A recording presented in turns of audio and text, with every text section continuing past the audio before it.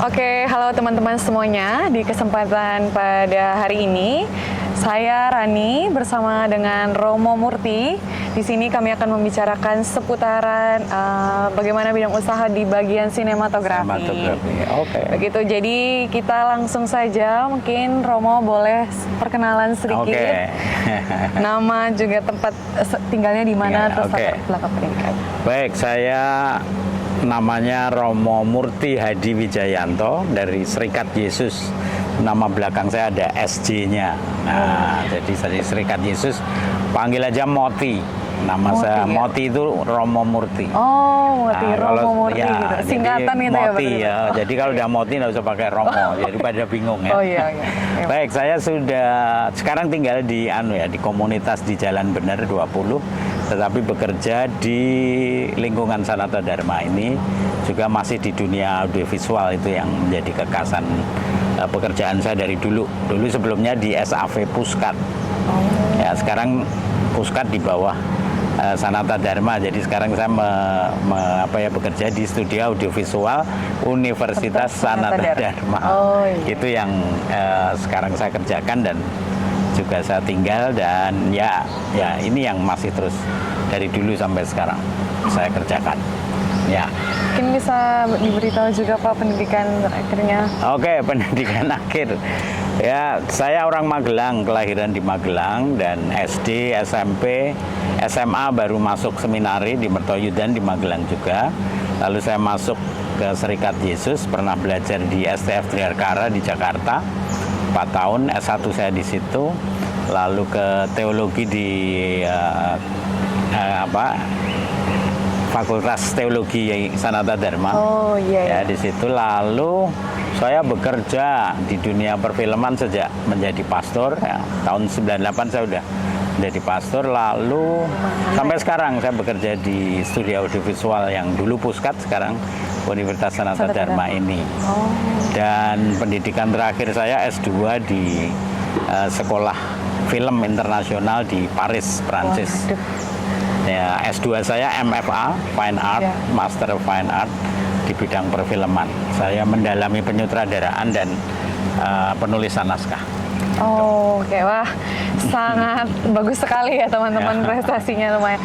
Mungkin ini bisa juga diberitahu Romo awal berdirinya SAF, mungkin karena beberapa dari teman-teman sepertinya beberapa ada yang belum tahu, jadi boleh silakan diceritakan sedikit. Baik, saya di SAF Puskat itu tahun 1998, jadi persis setelah saya tahbisan jadi imam ya. Tetapi SAP Puskat berdiri sejak tahun 1970. Ya, tahun 70 itu sudah didirikan oleh Romo Rudi Hoffman. Dia seorang Romo Yesuit berasal dari Swiss. Sekarang sudah meninggal ya. Tapi dia pendirinya. Dan awalnya SAP ini mulanya dengan studio foto kecil, dan studio foto yang ada di sekarang menjadi pendikat ya, jadi prodi pendidikan agama Katolik Kota Baru. Nah, itu dulu awalnya di situ. Lalu Romo Rudi ini hanya mendirikan lab foto sebetulnya, dan dipakai untuk para calon guru agama ini untuk mengajar agama. Jadi dengan foto-foto bercerita itu ya, foto-foto seperti masyarakat ya, foto foto-foto kehidupan masyarakat yang difoto, lalu itu dipakai oleh calon guru agama untuk mengajar agama ya. Lalu habis foto itu ada lukisan-lukisan inkulturasi. Jadi Romo Rudi mendalami, ada kisah-kisah kitab suci tetapi bergaya lukisan Bali. Waktu itu pernah kita buat di zaman dulu ya. Sampai sekarang masih ada ya Pak? Sekarang masih ada, itu di situ. Lalu Romo Rudi masuk ke sound slide. Jadi sebelum sampai ke video itu masih ada sound slide. Sound slide itu foto yang bisa berganti-ganti itu ya, dan ada ceritanya. Dan dulu sangat terkenal Puskat itu tempat menyimpan ya orang-orang yang mau memakai sound slide. Dulu masih sangat terkenal ya. Jadi dipakai sebelum era video itu ya. Jadi tempat peminjaman sound slide ada di situ. Lalu Romo Rudi juga mengembangkan teater rakyat Teater ya, Pak? Ya, teater, dan saya dulu masih sebagai mahasiswa STF, saya ikut teater rakyatnya Puskat ini. Saya belajar teater rakyat ya. Itu aliran teater yang untuk menyuarakan suara orang kecil ya, the voice of the voiceless. Itu saya ikut di situ. Lalu tahun 90-an Puskat mulai dengan video. Ya, video sampai sekarang. Jadi video dan dulu mimbar agama. Saya masuk di era membuat mimbar agama di Indosiar dan TPI yang dibuat oleh Puskat itu. Lalu saya mulai bekerja membuat film-film dokumenter. Sekarang yang mungkin bisa kita lihat itu film tentang gunung api di Indonesia. Itu banyak yang kami rekam. Bahkan saya menyutradarai Merapi itu sampai 3 kali. Jadi ada di film-film saya ada di Museum Merapi dan di Ketepas yang ada di Magelang. Itu ada film-film saya tentang Merapi. Nah, tahun 2012 kami masuk film layar lebar. Dan film Sugia itu film yang kita produksi tahun 2012 tentang Monsinyur Sugia. Lalu 2015 saya kesempatan untuk belajar sutradara dan penulisan naskah di Paris sampai 2017. Lalu saya dapat master S2 saya perfilman, terus melanjutkan. Nah, setelah tahun 2019-2020 kami mulai digabung di Sanata Dharma ini. Maka sekarang saya mengajar di PGSD, ngajar media, di sejarah, saya ngajar film dokumenter dan sejarah film Indonesia. Lalu di sastra Indonesia saya ngajar sinematografi dan ekranisasi. Oh, oke. Itu panjang ya. Nggak apa-apa, Romo. Berarti sudah lumayan banyak ya Romo pengalamannya dalam dunia perfilman. Ya, lumayan. Film-film yang bukan layar lebar itu banyak kami buat. Dan di era digital ini saya membuat banyak film pendek. Ya, untuk gereja kebanyakan. Dari Konferensi Wali Gereja Indonesia ada film-film pendek yang saya produksi di situ dan ditayangkan oleh Komsosnya KWI. Oh iya, Komsos KWI. Oke, Romo, kira-kira faktor yang membuat Romo ini mau terjun ke dunia sinematografi itu kira-kira kenapa, Romo? Apa karena dari kecil memang sudah suka film atau yang lain? Asik gitu ya. Dunia film itu dunia yang asik menurut saya. Karena saya bisa berkreasi, berimajinasi ya. Nah, ini kan dunia, bagi saya yang paling menarik dunia ini adalah dunia storytelling. Bercerita. Jadi dengan cerita-cerita yang saya bangun, saya imajinasikan dan paling asik lagi mengeksekusinya. Jadi mulai berproses membuat film, menyutradarai para aktor, aktris, menyutradarai para kru untuk memainkan alat-alatnya itu, sampai nanti editing itu saya menikmati semua. Sampai menjadi jadi dan ditayangkan, ditonton orang itu yang paling membahagiakan. Nah, dulu film Sugia itu kami berjuang sungguh misalnya supaya dapat dana untuk memproduksi. Setelah diproduksi ditonton oleh banyak orang, dulu lumayan penontonnya hampir seluruh Indonesia itu. Dan kami senang sekali. Jadi kebahagiaan seorang pembuat film itu kalau filmnya ditonton. Apalagi waktu itu filmnya digandeng sama sutradara yang terkenal ya guys. Itu ada Garin Nugroho sebagai sutradaranya. Itu oke, Romo, selanjutnya ini ada pertanyaan lagi. Kira-kira bagaimana membangun ide awal dan motivasi ketika kita ingin misalnya membuat film atau mungkin membuat suatu karya begitu, Romo? Ya ini sih, kalau anak zaman sekarang itu kan menyebutnya ikutilah bintang kehidupanmu, ikutilah lentera kehidupanmu. Nah, saya punya pepatah dalam bahasa Prancis ya, itu je vais que j'aime que je fais. Apa itu artinya? Artinya saya mencintai apa yang saya lakukan dan saya melakukan apa yang saya cintai. Ya, itu kebahagiaan.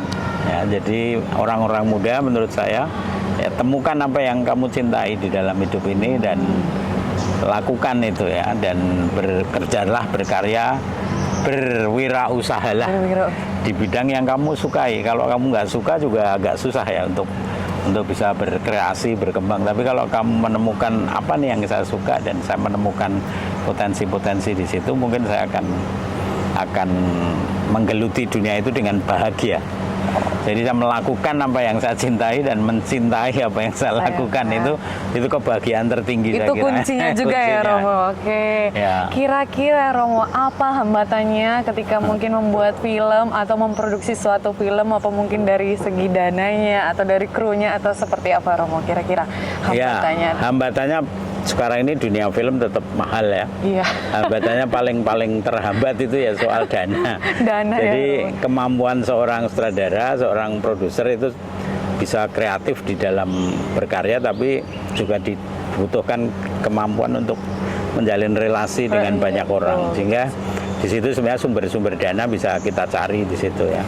Jadi kita harus punya apa namanya ya, film kita harus berkualitas supaya orang punya value dan orang bisa melihat, oh ternyata ini bagus nih, ternyata si sutradara ini walaupun masih muda tetapi dia punya visi yang kuat.